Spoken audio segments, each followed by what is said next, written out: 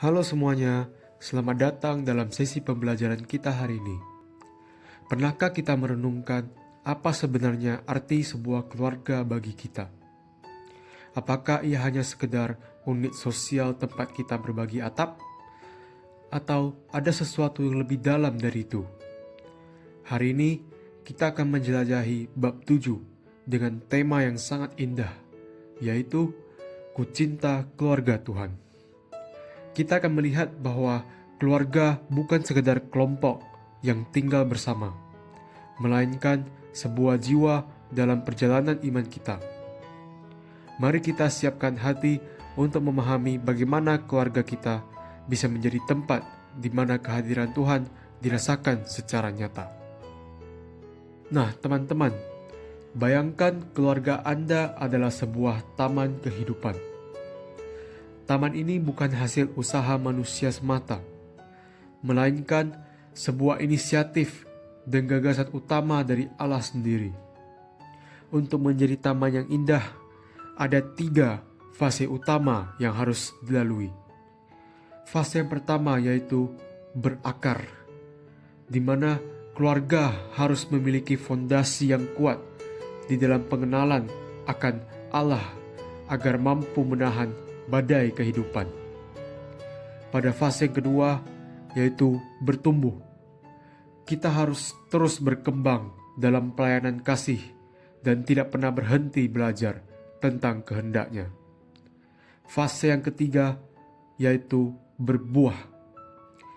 Hasil akhirnya adalah karakter nyata seperti kasih, disiplin, dan sukacita yang memberkati orang lain di sekitar kita. Sekarang kita masuk ke fase pertama, yaitu fase berakar.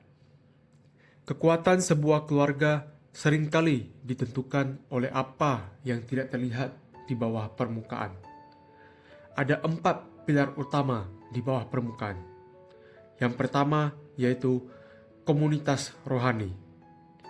Keluarga adalah tempat iman kepada Kristus menjadi pusat yang memelihara kehidupan bersama. Yang kedua yaitu sekolah kehidupan. Ini adalah tempat pertama bagi anak-anak untuk belajar moralitas dan nilai Kristiani seperti keadilan dan kesetiaan. Yang ketiga, benteng pertahanan. Di tengah dunia yang keras, keluarga harus menjadi ruang aman yang menawarkan pengampunan total. Yang terakhir yaitu pondasi firman.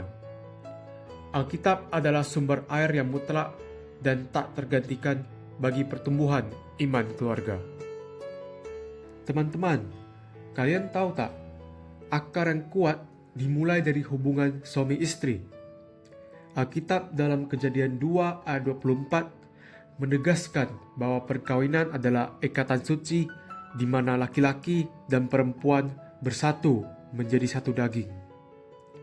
Model hubungan ini dijelaskan lebih dalam pada Efesus 5, di mana suami dipanggil untuk mengasihi istrinya sebagaimana Kristus mengasihi jemaat, yaitu dengan pengorbanan. Sebaliknya, istri harus menghormati dan mempersatukan dirinya dengan suami dalam kasih setia. Kesatuan inilah yang menjadi inti dari kehidupan berkeluarga. Selanjutnya, bagaimana nilai-nilai ini diturunkan? Alkitab memberikan panduan yang sangat jelas. Yang pertama, tindakan. Dalam Efesus 6 ayat 4, orang tua, terutama bapak, diminta mendidik anak dalam nasihat Tuhan tanpa membangkitkan amarah. Yang kedua, urgensi. Dalam Amsal 22 ayat 6, pendidikan karakter harus dimulai sejak muda, agar nilai-nilai tersebut menetap hingga mereka dewasa. Yang ketiga, pesan. Dalam Ulangan 6 ayat 6-7, pengajaran firman Tuhan bukan hanya tugas mingguan di gereja, tetapi harus dilakukan setiap waktu, saat duduk, berjalan, berbaring, maupun bangun. Teman-teman, Ada satu komitmen fundamental yang harus dimiliki setiap keluarga Kristen, yaitu apa yang diucapkan oleh Yosua. Tetapi aku dan seisi rumahku, kami akan beribadah kepada Tuhan. Kalimat ini bukan sekedar slogan, melainkan janji setia untuk menjadikan Tuhan sebagai pemimpin tertinggi dalam setiap keputusan keluarga kita.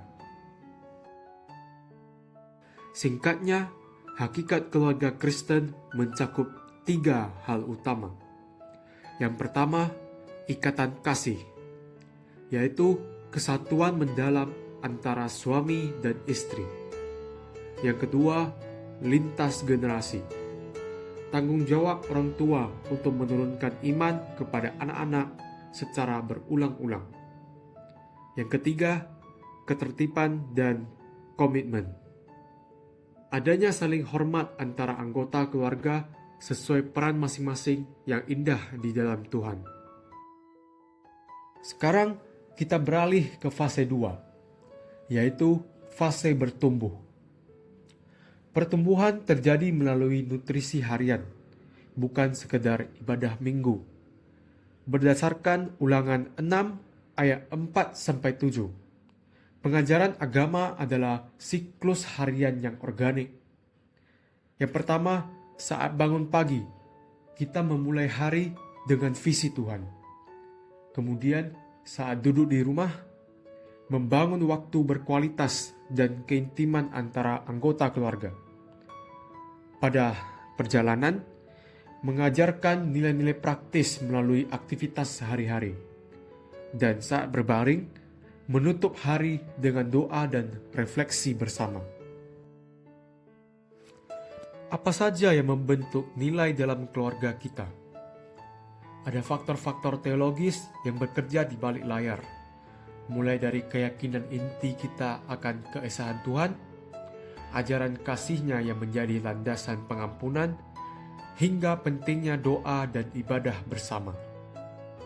Jangan lupakan juga peran teladan orang tua, tantangan atau krisis yang kita hadapi, dukungan dari komunitas gerejawi, hingga bagaimana kita berefleksi secara pribadi demi pertumbuhan rohani masing-masing anggota keluarga. Batang penopang dari taman kehidupan ini adalah mandat orang tua. Alkitab mengingatkan pada Kolose 3 ayat 21, agar orang tua tidak menyakiti hati anak, supaya mereka tidak tawar hati.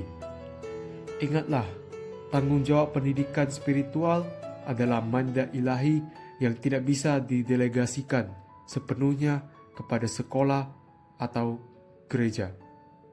Orang tua hadir sebagai wakil Allah di rumah untuk memberikan perlindungan dengan kasih yang tulus. Namun, kita harus sadar bahwa tidak ada pohon yang tumbuh tanpa terpaan badai. Di zaman modern ini, keluarga kita menghadapi berbagai tantangan yang nyata, seperti badai media dan teknologi, yaitu konten digital sekuler seringkali bersaing dengan nilai Kristiani. Kemudian, angin kesibukan modern. Jadwal yang padat membatasi waktu emas untuk pengajaran firman. Selanjutnya, ada kekeringan ekonomi. Tekanan finansial yang bisa menggeser fokus dari nilai rohani ke pemenuhan materi. Terakhir, ada hama lingkungan sosial. Tekanan teman sebaya atau peer pressure, dan kebingungan di tengah keragaman budaya. Menghadapi badai tersebut, sikap orang tua sangat menentukan. Kita harus membentuk karakter anak tanpa mematahkan rantingnya. Ada 4 sikap yang bisa berpengaruh besar pada pengajaran tersebut. Yang pertama, kesabaran, yaitu dengan cara memberi ruang bagi anak untuk belajar dari kesalahan. Yang kedua, keteladanan, menghidupi nilai integritas agar ditiru oleh anak.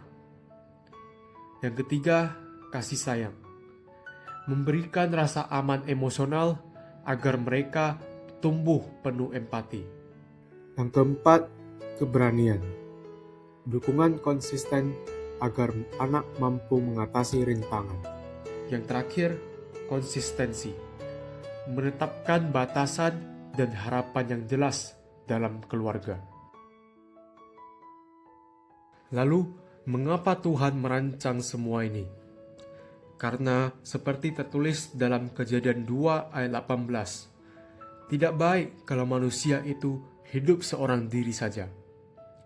Keluarga adalah gagasan utama Allah, sebuah miniatur kerajaan sorga di bumi, di mana Kristus adalah pusat dari segalanya. Akhirnya, kita sampai pada fase yang ketiga, yaitu fase berbuah. Jika akar dan batang kita kuat, maka buah yang dihasilkan itu tak terelakkan. Sesuai ajaran Yesus dalam Yohanes 15, kita dipanggil bukan hanya untuk bertahan hidup, melainkan untuk menghasilkan buah kehidupan yang memberkati komunitas di sekitar kita. Inilah hasil panen yang kita dambakan dari keluarga kita. Ada 5, yaitu yang pertama, disiplin diri, yaitu belajar mengatur hidup secara bijaksana. Yang kedua, belas kasihan, memiliki simpati dan kepedulian nyata kepada orang lain. Yang ketiga, hati hamba, yaitu mengasihi sesama dengan tulus tanpa pamrih. Yang keempat, keberanian, berani bertindak sesuai keyakinan iman di tengah dunia. Yang terakhir, sukacita dan damai, ketenangan jiwa yang berakar pada perlindungan Tuhan. Melalui materi bab 7 ini, ada 3 karakter utama yang diharapkan muncul dan menjadi jati diri setiap anggota keluarga kita. Pertama, kita memiliki karakter Kristus dalam setiap aspek kehidupan. Yang kedua, keluarga kita menjadi saksi iman percaya bagi lingkungan sekitar. Dan terakhir, kita memiliki sikap toleransi dalam bergaul, menunjukkan keramahan dan kedamaian Kristen kepada dunia. Inilah buah nyata dari keluarga yang mencintai Tuhan. Sebagai penutup, mari kita ingat bahwa membangun keluarga Kristen adalah perjalanan seumur hidup. Tidak ada keluarga yang sempurna, tetapi ada keluarga yang terus mau belajar dan berserah kepada Kristus. Terima kasih sudah mengikuti materi bab 7 ini. Mari kita berkomitmen untuk terus menyiram taman keluarga kita dengan kasih Kristus, agar kita bisa berakar kuat, bertumbuh sehat, dan berbuah lebat bagi kemuliaan Tuhan. Sampai jumpa di sesi berikutnya. Tuhan Yesus memberkati.